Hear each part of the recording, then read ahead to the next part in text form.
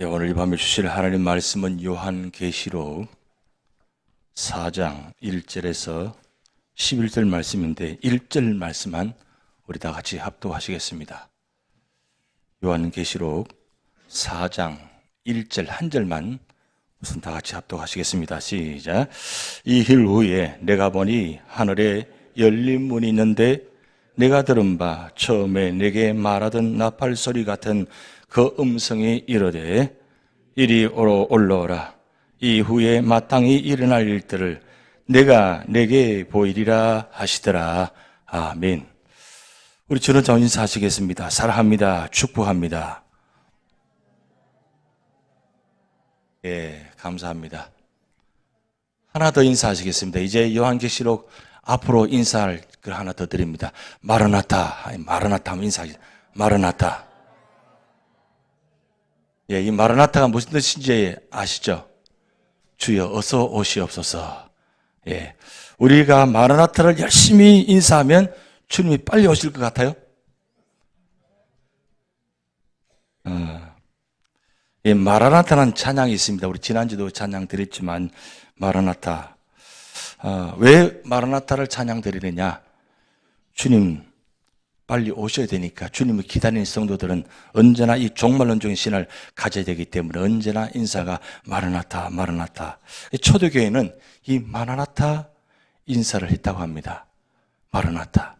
그 지하 동굴에서 그 깊은 곳에서 아무도 모르게 마르나타. 마르나타. 그 인사는 왜요? 곧 임박해서 핍박 가운데서 곧 죽을지 모르는 그런 상황에서 숨고 도망다니다가 언제 잡혀 죽을지 모르는 상황 가운데서 이 초대교회 성도들은 언제나 마르나타. 주님 어서 오시옵소서. 그 희망을 가지고 끝까지 이겨냈다고 합니다.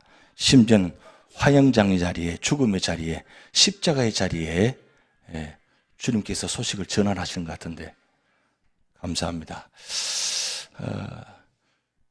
마르나타, 이게 우리에게 굉장히 중요한 소망입니다. 우리 요한계시록 1장 3절 한번 같이 외워볼까요? 요한계시록 1장 3절 시작. 이 일의 말씀을 읽는 자와 듣는 자와 그 가운데 기록한 것을 지키는 자는 복이 있나니 때가 가까웁니다. 요한계시록 하면서 1장 3절 말씀 마지막 우리가 붙잡아야 될 말씀입니다. 1장 3절 말씀을 읽는 자와 듣는 자, 그 가운데 기록한 것을 지키는 자가 복이 있다 그랬어요. 그래서 오늘 이 밤에 나오신 여러분들이 정말 복받은 성도들입니다. 다 복받으셔야 되는데 누가 더 복을 받느냐? 예배에 참여하는 자들. 예배에 참여하는 자들이 복받는 성도입니다.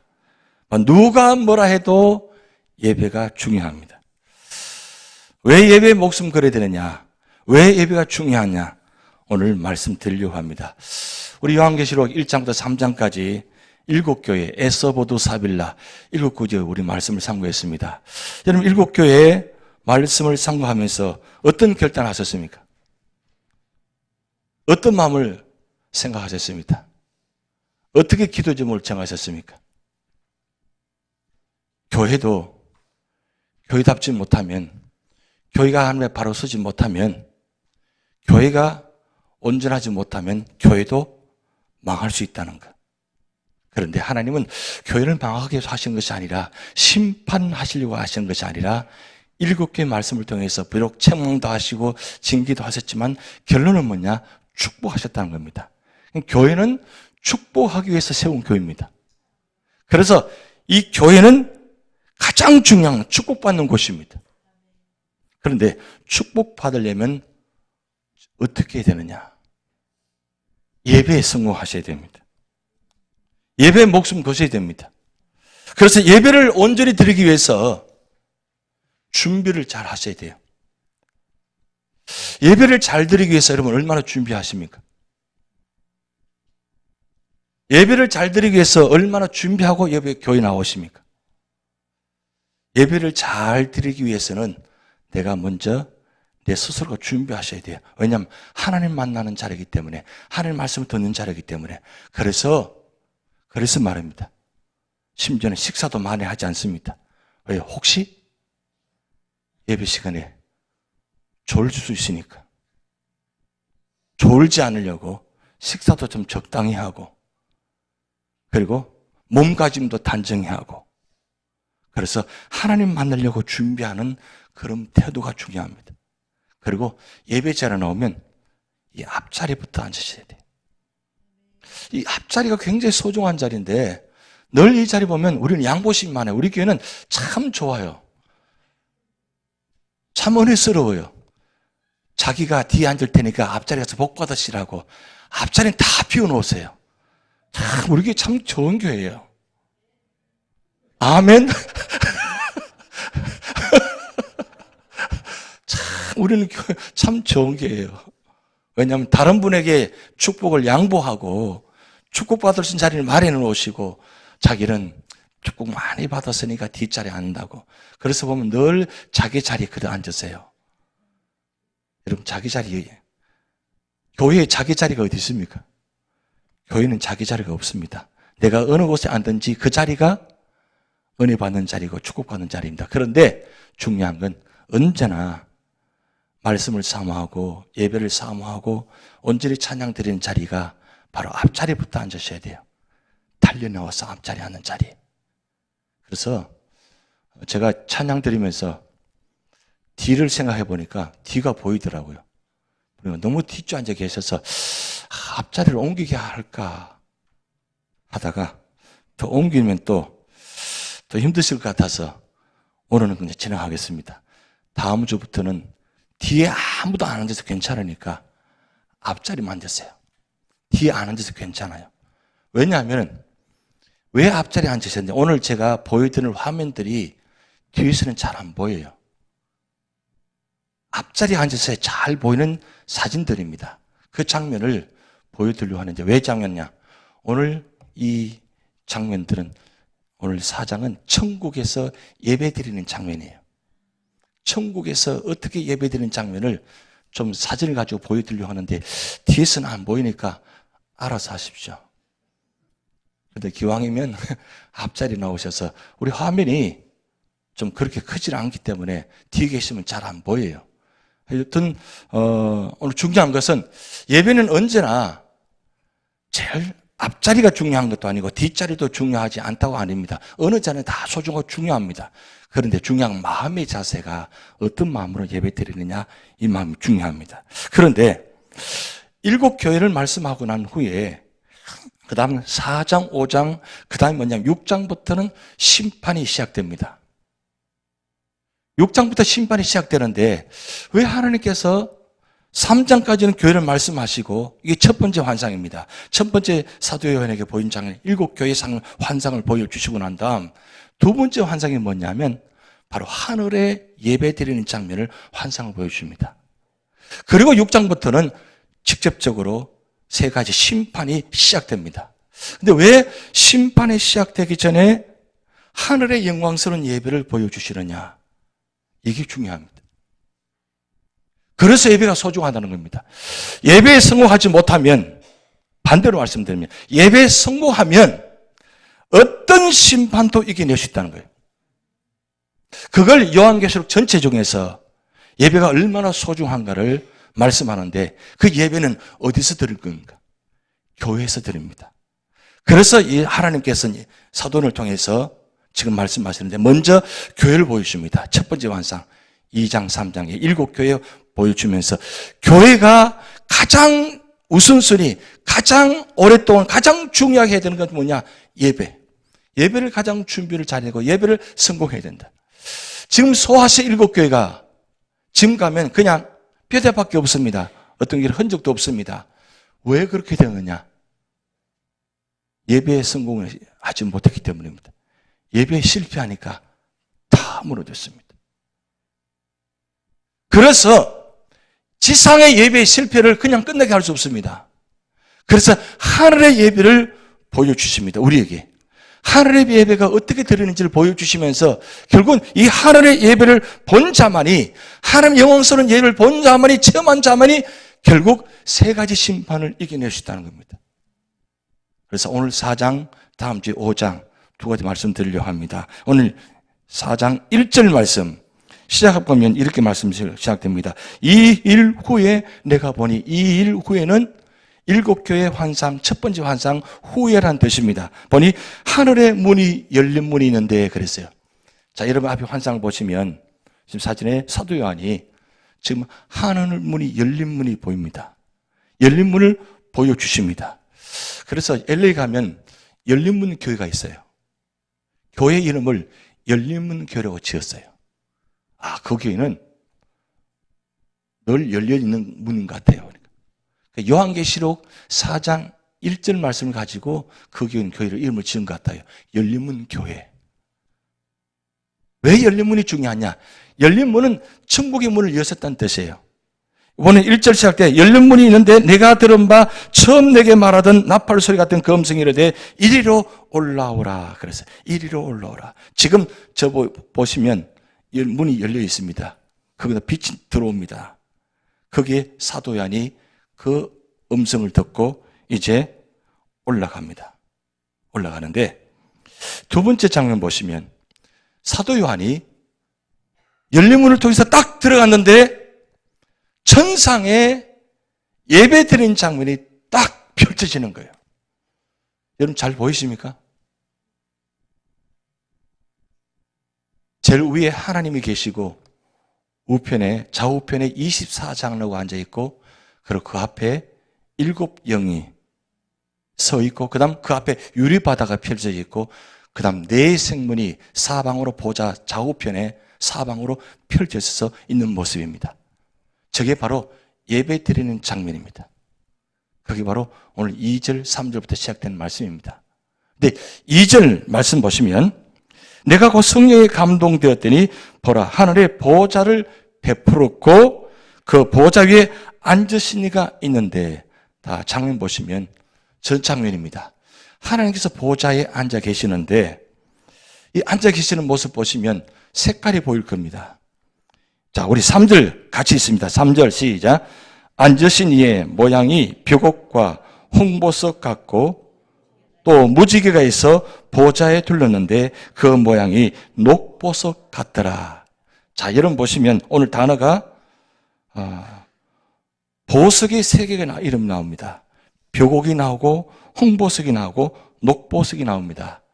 여러분 오늘 나눠드린 유물 보시기 바랍니다.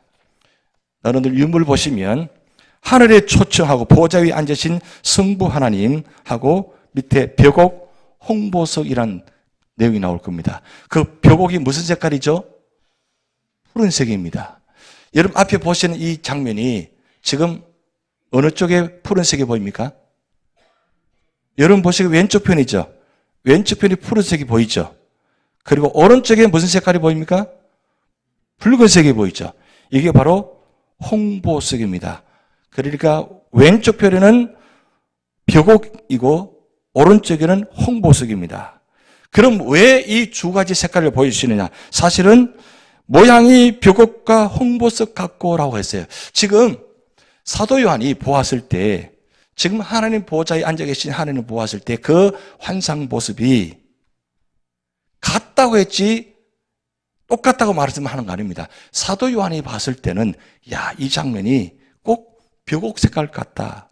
홍보석 색깔 같다. 이런 뜻으로 지금 표현한 겁니다. 완전한 거 아니에요. 자기가 보았을 때는 그렇게 보였다는 겁니다. 근데 일반적으로 이 벽옥, 홍보석, 녹보석은 어디 사용되느냐? 대제사장이 에봇옷을 입을 때 에봇 입고 난 후에 그 위에 앞에다가 흉패를 답니다.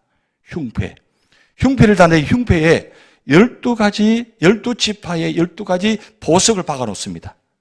그 중에 벽옥, 홍보석, 녹보석이 들어갑니다.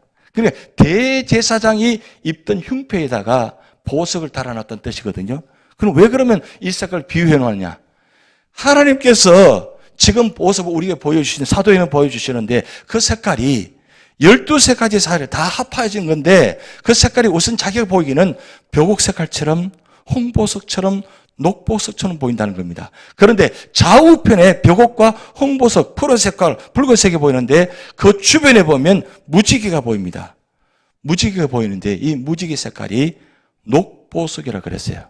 자, 여러분 유인물 보시면 성경에 언급된 무지개가 나옵니다. 성경에는 세 본문에 무지개는 단어가 나오는데 창세기 9장과 그리고 에스겔 1장 그리고 요한계시록 4장에 무지개가 단어가 나와요. 여러분 유물 다 보고 계세요? 보시면 창세기 9장에 나타난 그 무지개는 왜 무지개를 하나님께 띄워놓느냐? 그것은 약속의 언약으로 세우기 위해서 무지개를 띄웠다는 뜻이에요. 그리고 위치는 지상의 구름 속에 띄웠습니다. 그리고 시기는 노아 홍수 심판 후에 이 무지개가 띄웠다는 겁니다. 그리고 색깔은 무지개색 7가지 색깔입니다. 지금 현재 우리에게 보여주시는 색깔이 바로 그때 노아 홍수 후에 처음 등장한 이 약속의 색깔이 오늘까지 그대로 존재하는 색깔입니다. 그런데 모양은 반원입니다. 반원. 지상과 지상을 연결시키기 때문에 우리가 보기에는 반원처럼 보입니다. 그런데 에스겔 1장에 보면 이 무지개가 단어가 나오는데 왜 여기 에스겔은 무지개는 목적이 뭐냐? 그것은 하나님의 영광을 드러내기 위해서 무지개를 보여주신 겁니다. 그러면서 이 위치는 어디냐? 궁창위예요. 궁창위라는 것은 하늘과 하늘 사이에 있는 궁창이 있습니다. 궁창 그 위에 이 무지개가 띄워졌다는 뜻이에요. 그러니까 우리 인간이 보기에는 굉장히 높은 위치에 지금 우리가 보는 지상과 지상에서 연결된 무지개가 아니라 하늘 위에 떠 있는, 그리고 우리가 지금 보면 하늘 위에 떠 있는 무지개가 보이는 겁니다. 우리가 보기에는 지금 보이는 것 다 뭐 공중에 떠 있는 것처럼 보이지만 지상과 지상을 연결시켜요. 그런데 에스겔에서 나타나는 이 무지개는 하늘 위에 떠 있는 무지개입니다. 근데 그 색깔은 불같은 붉은색이라 그랬어요. 불같은 붉은색. 그게 모양도 반원입니다. 그런데 오늘 요한계시록의 4장에 나타난 이 무지개는 목적이 뭐 때문이냐? 왜 하나님 주변에 저 무지개를 띄우느냐? 그것도 색깔이 녹보색으로 했느냐? 하나님의 위엄을 드러내기 위해서. 그리고 이 무지개는 하나님 은혜와 자비를 상징합니다. 하늘에 계신 하나님 앉아 계신 곳에 하나님 주변에 무지개가 색깔 뜨는데 그 색깔이 얼마나 은혜스러운지 사도 요한이 열린 문을 통해서 딱 들어가는 순간 다른 주변의 모든 환상도 보이지만 가장 중요한 건 하나님 보좌 우편의 좌우편에 나타나는 이 색깔이 얼마나 아름답고 황홀한지 사도 요한이 너무너무 아름다워서 표현한 단어가 벼곡 색깔 같고 홍보석 색깔 같고 녹보석 색깔 같다. 세 가지 색깔이 보입니다. 사실은 여러 가지 색깔이 섞였을 것입니다. 그런데 이 위치는 하나님 보좌가 있는 하늘입니다. 하나님 보좌 좌우편 그렇게 여러분 보이죠? 그리고 이 시기는 언제? 심판 직전에 환난 직전에 나타나는 말씀입니다. 그러니까 지금 6장부터 심판이 이제 시작됩니다.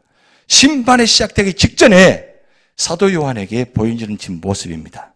그리고 그 색깔은 녹색이네 녹보석입니다. 그런데 이 원은 모양은 원으로 구성되어 있다는 거예요. 둥글게 되면 둥글게. 그러니까 하나님 보좌 우편 전체를 뭐요? 감싸듯이 원 형태로 그렇게 보여졌다는 겁니다. 그게 바로 무지개 모습입니다. 여러분 성경에 나타난 무지개가 어떤 본문인지를 꼭 기억해 놓으시기 바랍니다. 이 무지개는 약속의 언약이에요. 그런데 여러분 꼭 기억하실 것은 하나님께서 다시는 물로 심판하지 않겠다고 세운 것이 무지개입니다. 그래서 무지개를 바라볼 때마다 우리는 물의 심판은 없다는 것을 알게 됩니다. 그런데 중요한 건 물의 심판이 끝났지만 다시는 없지만 불의 심판이 있다는 겁니다. 불의 심판. 그래서 무지개를 볼 때마다 우리는 두 가지 양면성입니다. 물의 심판은 끝났지만 불의 심판이 곧 있을 것이다. 그걸 우리가 보면서 교훈받아는 겁니다. 그러면서 우리 3절 말씀, 자 그렇게 말씀드립니다. 그리고 그 다음 장면에 4절 말씀 봅니다. 4절 우리 다 같이 있습니다. 시작. 또 보좌에 둘러 24 보좌들이 있고 그 보좌들 위에 24 장로들이 흰 옷을 입고 머리에 금관을 쓰고 앉았더라 그랬어요. 여기 보면 24 장로가 나옵니다. 24 장로가 나오는데 여러분 유인물 뒤편에 보시면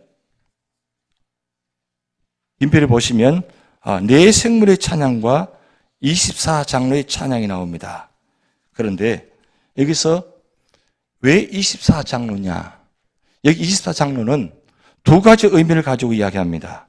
두 가지 의미를 가지고 있는데 뒤편에 보시면 율을 보시면 요한계시록 4장에 나타나는 요한의 환상과 구약의 모형에 비교한 단어가 나올 겁니다. 그 중간쯤 보면 4절에 24장로 대상 24장 나오고 제사장의 24반차 그리고 12지파 12사도. 지금 24란 단어는 구약에 나타난 12지파 그리고 신약에 나타난 12사도 그걸 합하여서 24로 숫자 구성됩니다. 그러니까 완벽하게 구성되었다. 사실은 이 12는 세상의 숫자입니다.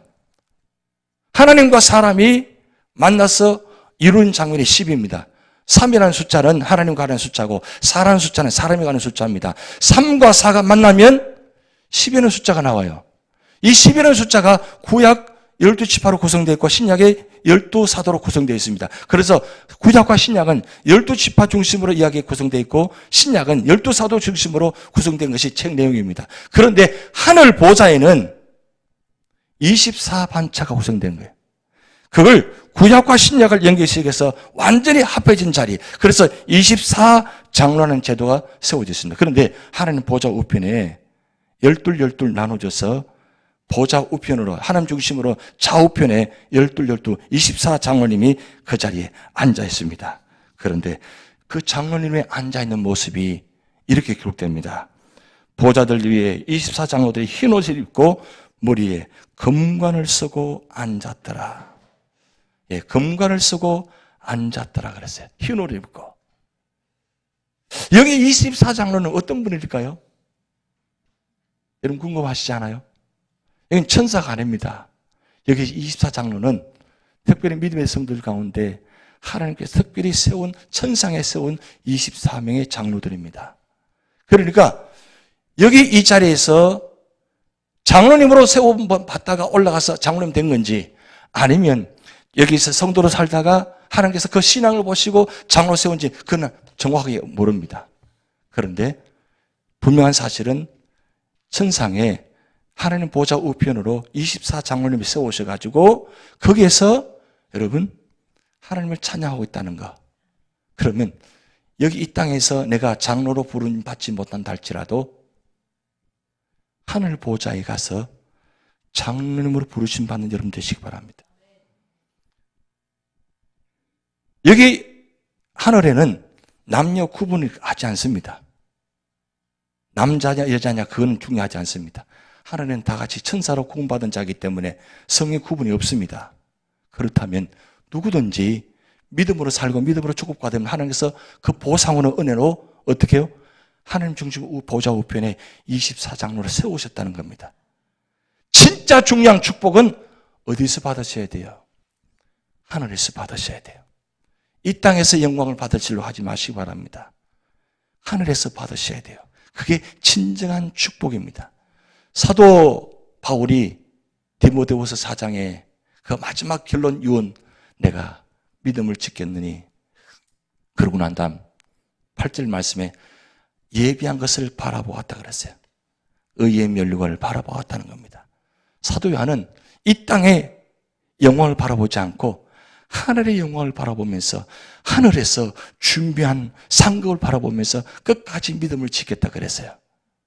그게 바로 믿음의 축복의 자리에 올라간 자리입니다. 그런데 그 24장로가 흰 옷을 입고 그리고 금관을 쓰고 있습니다. 그러면서 5절 말씀에 보좌로부터 번개와 음성과 우레 소리가 나고 보좌 앞에 큰 등불 7이 있으니 이는 하나님의 7영이라. 여러분 보시면 24장로 앞에 7영이 세워져 있습니다. 그런데 이 7영이 소리를 내는데 우레 소리가 난다 그랬어요.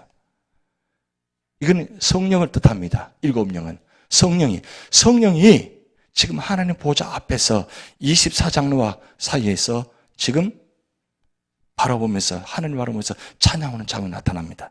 그게 바로 7영 성령입니다. 그리고 6절 말씀 보좌 앞에 수정과 같은 유리바다가 있고 보좌 가운데와 보좌 주위에 네 생물인데 앞뒤에 눈들이 가득하더라. 여러분 지금 유리바다 한번 보시기 바랍니다. 유리바다. 얼마나 깨끗하고 청결하고 청명한지 사도 요한이 표현하기를 저건 유리바다와 같다 그랬어요. 바다는 바다 같은데 보니까 유리바다 그랬어요. 유리로 구성되는데 유리 안에 보면 다 보이잖아요. 그러니까 뭔가 안에 다 보이는 것처럼 보였다는 뜻이죠. 그게 앞에 쫙 펼쳐져 있습니다. 그 보는 환상이 얼마나 기가 막히든지 사도 요한은 표현하기를 유리바다와 같다 그랬어요. 그런데 보면 수정과 같은 유리바다 그랬어요. 수정. 얼마나 깨끗하고 청명한지 세상에 보지 못하는 그런 청명함, 수정과 같은 그런 유리바다가 펼쳐져 있다는 거예요. 그러면서 주위에 네 생물인데 앞뒤에 눈들이 가득하더라. 여러분, 네 생물이 지금 보입니다. 네 생물이 보좌 중심에서 전 옆에 뒤편에 전 네 생물이 펼쳐져 있습니다. 근데 그 네 생물을 좀 더 가까이 보면 네 생물 주위에 뭐요? 눈들이 가득하더라 그랬어요. 눈이 많이 보이시죠? 눈들이 가득하더라. 그럼 왜 전 눈들이 많을까? 왜 눈들만 보였을까? 그것은 천국에서 지키는 자라고 일반적으로 이야기합니다. 천국을 지키는 자, 새 생물을 지키는 자. 그걸 눈을 표현해 놓았습니다. 근데 사도인에 봤을 때 눈만 보인 겁니다. 그리고 그 중앙에 네 생물이 있는데 7절 말씀 보면 첫째 생물은 사자 같고 그 둘째 생물은 송아지 같고 그 제 생물은 얼굴이 사람 같고 그 넷째 생물은 날아가는 독수리 같은데 라고 했습니다. 여러분 네 생물 얼굴 보이십니까? 네 생물 얼굴이 사자, 송아지, 사람, 독수리. 지금 여러분 그리면은 어떻게 보이냐면 사자 아니고 송아지, 그 다음 사람, 사자, 독수리 그림 구성되어 있어요. 근데 여기 순서상으로 보면 사자, 송아지, 사람, 독수리. 그럼 왜 사자, 송아지, 사람, 독수리를 했을까 같아요? 그건 의미가 있습니다. 첫째, 이 생물은 사자 모양인데 왜 사자를 세웠느냐? 사자는 짐승의 왕자로 일반적으로 알려지지 않습니까? 용기와 왕적인 권위를 표시할 때 언제나 사자를 이야기합니다. 동물의 왕국에서 가장 강한 자가 바로 사자예요. 그렇게 표현하잖아요. 그리고 송아지는 뭐냐? 송아지는 가축의 왕자로 표현하기 때문에 힘을 상징한다는 거예요. 그래서 송아지 모양이 나와 있고 그리고 사람 얼굴이 있습니다. 사람 얼굴이 왜 나왔냐? 이 사람은 이 피조물 중에서 가장 지혜롭고 가장 하나님과 가장 가깝기 때문에 사람 얼굴을 등장시켰다는 겁니다. 그리고 네 번째는 독수리. 이 독수리는 조류 중에서 가장 신속하고 가장 빠른 조류란 거죠. 그래서 독수리를 상징합니다. 그러면 이 네 가지 상징을 하나로 모으면 이런 뜻입니다. 가장 고상하고 가장 강력하고 가장 지혜롭고 가장 민첩한 것.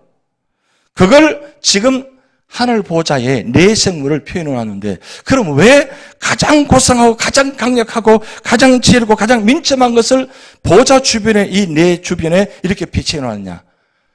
천상을 보호하기 위해서 네 생물을 배치해 놨다는 거예요. 그러니까 가장 소중한 것, 가장 중요한 인물들을 세워가지고 하나님은 이 보좌 중심을 전체를 보호하기 위해 세워놓았다는 겁니다. 그런데 이 네 생물이 사복음서와 연결돼요.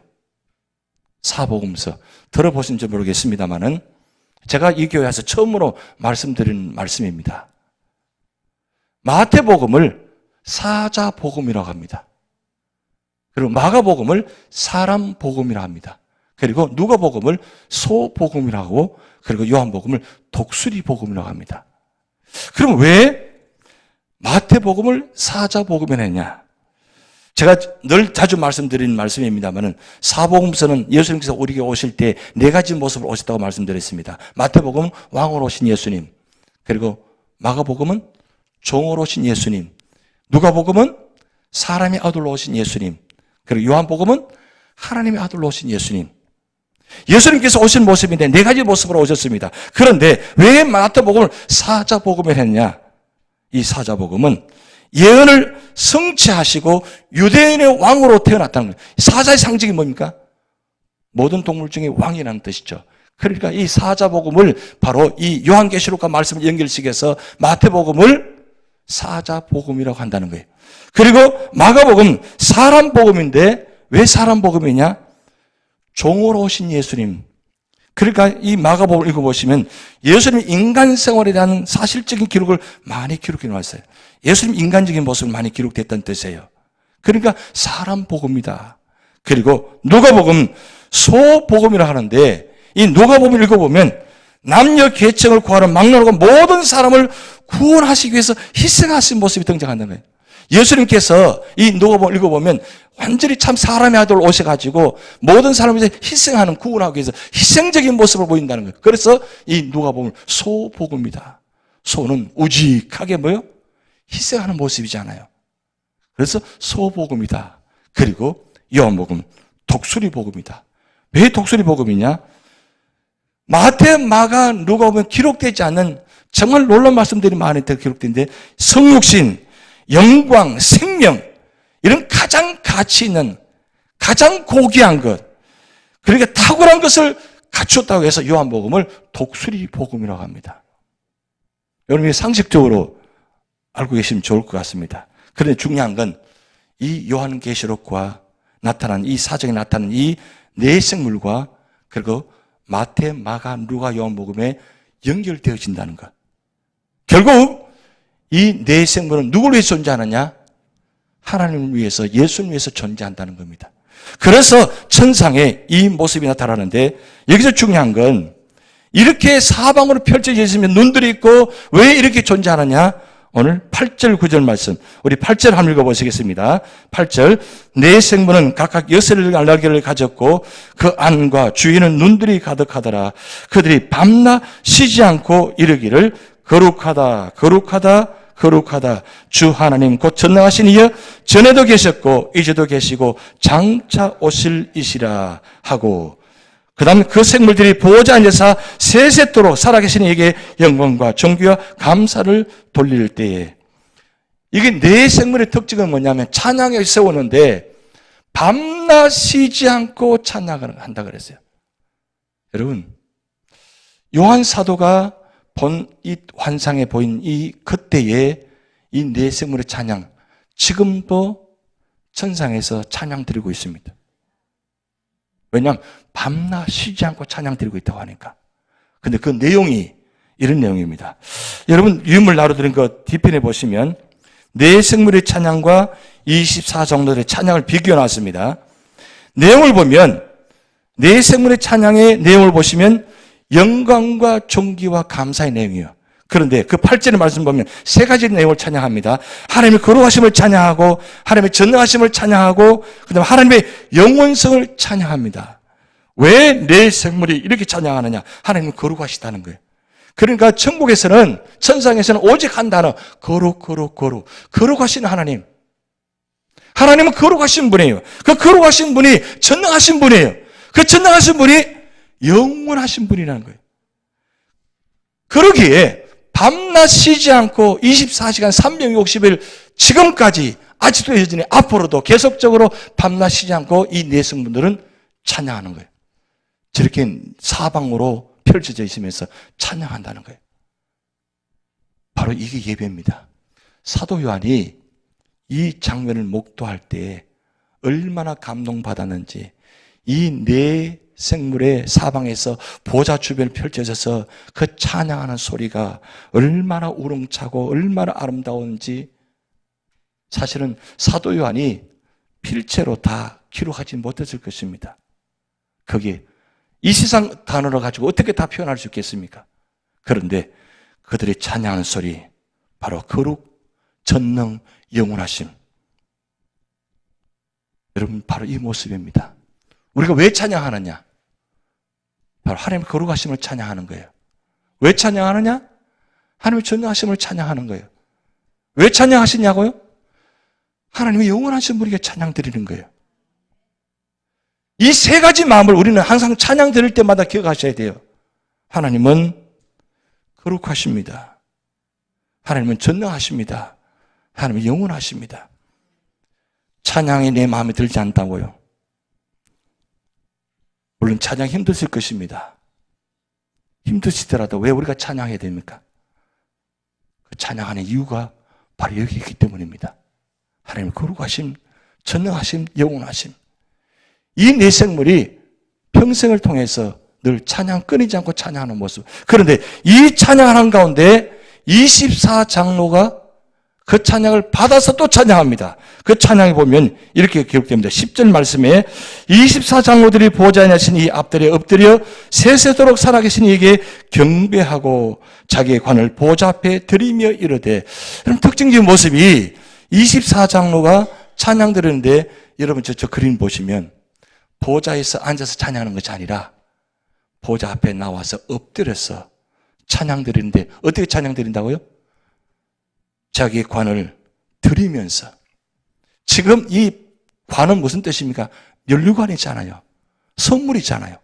그런데 가장 귀한 선물, 이 귀한 선물을 주님께, 하나님께 드리면서 엎드리면서 찬양 드리는 거예요. 얼마나 찬양 드리는 모습이 아름답고 거룩한지, 이 24장로분들이 찬양 드리는데 엎드리면서 관을 드리면서 그 찬양 드리는 모습이 얼마나 아름다운지, 그러면서 이런 내용으로 찬양합니다. 11절 말씀, 우리 주 하나님이 영광과 존귀와 권능을 받으시기 합당하오니 주께서 만물을 지으신지라 만물이 주의 뜻대로 있었고 또 지으심을 받았나이다. 무슨 뜻입니까? 11절 내용은 세 가지입니다. 하나님이 주님이시다는, 주인이시다는 거예요. 그리고 하나님이 찬양 받으시기에 합당하시다는 거예요. 그리고 세 번째, 하나님은 창조주가 되신다는 거예요. 24장로분들이 그 찬양 드리는 모습 보시기 바랍니다. 저는 이 모습 보면서 우리 교회 장로님들이 저렇게 찬양 드렸으면 좋겠다. 우리 교회 장로님들이 저런 모습으로 찬양 드렸으면 좋겠다. 그런 생각이 들었어요. 그럼 장로님들만 그렇게 찬양 드려야 돼요? 우리 모두가 다 장로님들이 찬양 드리는 것처럼 똑같은 모습으로 저렇게 정말 하나님을 다해서 최선을 다해서, 그 모습은 최선을 다해서 찬양 드리고 있어요. 온 마음을 다해서 찬양 드리고 있어요. 전심으로 찬양 드리고 있어요. 그리고 모든 걸 드리면서 찬양 드리고 있어요. 여러분, 우리가 지금 그림만 보기도 참 감동적인 장면인데, 사도 요한이 천국에서 그 본 장면은 어떨까요? 제가 한번 미국 교회에서 감동받은 적이 있습니다. 폴로리아 쪽에 보면 코랄리치 장로교회가 있습니다. 코랄리치 장로교회. 제임스 캐디디 목사님께서 목회하신 곳이었는데, 오래전입니다. 저 교회를 딱 들어가는 순간 전면에 파이프 오르간이 탁 펼쳐져 있어요. 그리고 그 파이프 오르간 그 위쪽으로는 스테인 글라스가 얼마나 정말 아름답게 배치되는지. 그리고 장로님들이 옷을 다 맞춰 입고 똑같은 유니폼으로 24명 장로님, 제가 숫자를 알아봤어요. 24분 장로님. 나중에 알아보니까 이 요한계시록의 24장로로 따서 24분을 세우셔가지고 똑같은 옷을, 유니폼을 입고 헌금 바구니를 들고 쭉 다니시는데, 그 모습이 요한계시록에 나타난 모습이 그대로 보이시는 거예요. 파이프오니가 연주가 되면서 그 모든 성도들이 다 같이 일어나서 그 찬양 드리는데, 꼭 여기가 천국이구나, 천국에 와 있는 그런 경험을 한 적이 있습니다. 여기가 천국이구나. 뭐 파이프 오르간 때문에 하는 거 아닙니다. 근데 거기 드리는 모습이 얼마나 아름답고 얼마나 정성을 다하고 얼마나 거룩하고 얼마나 정성을 다해서 드리는지, 그 모습들이 너무너무 아름다웠다는 거예요. 미국 교회는 젊은 분들보다 어른들이 많잖아요. 교회 예배당이 한 2,000석이 되는 자리입니다. 그런데 대부분 다 연로하신 분들입니다. 그런데 그 연로하신 분들이 일어서서 찬양을 드리는데, 손을 두고 찬양 드리는데, 그 파이프로 가는 연주에 맞춰서 찬양 드리는데 얼마나 그 모습이 아름답고 보기 좋은지. 아이고 이제 힘들어요. 이제 나이가 들다 보니까 찬양하기도 힘들어요. 왜 가사를 5절까지는 찬양해요?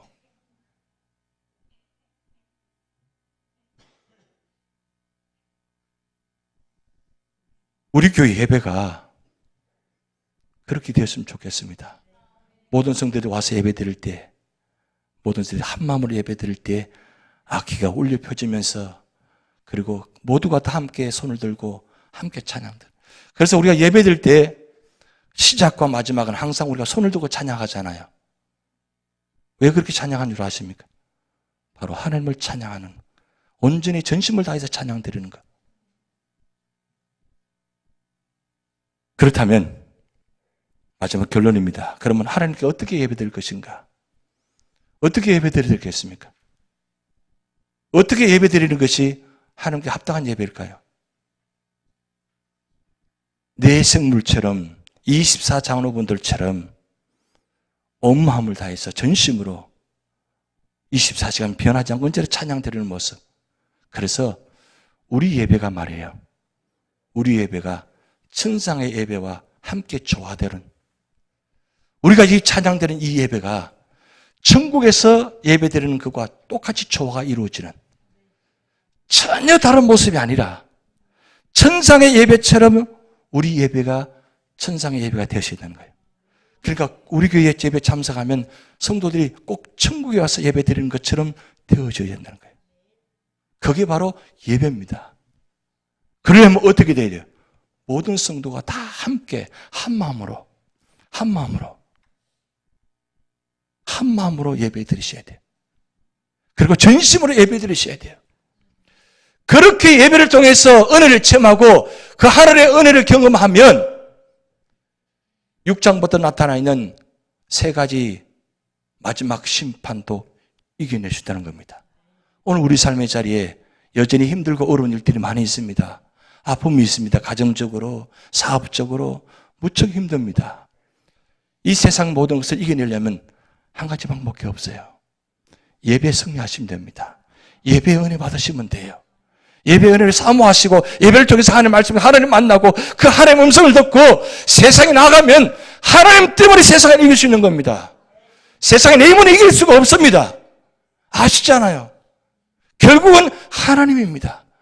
결국 우리 삶의 자리에 이 찬양이 우리 삶의 자리에 함께 내려갈 때에 그게 자리 이룬 겁니다. 여러분 에스겔 47장에 보면 성전 물이 흘러내리는 모습 보입니다. 에스겔 전체 모습이죠. 성전에서 물이 흘러내려가지고 내려가서 점점 채워지는 모습.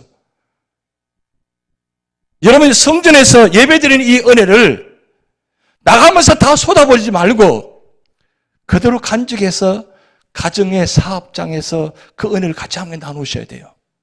다 나누셔서 모두가 다 예배자리는 교회 안이든지 교회 밖이든 어느 자든지 예배자리를 통해서 은혜 받는 자리, 그래서 진심으로 예배드리는 가운데서 그 자리에 하나님께서 임재하는 자리, 그렇게 될 때 하나님은 우리 삶의 자리도 축복하시고 그 예배를 통해서 만나주시고 말씀하시고 그리고 승리하게 하십니다.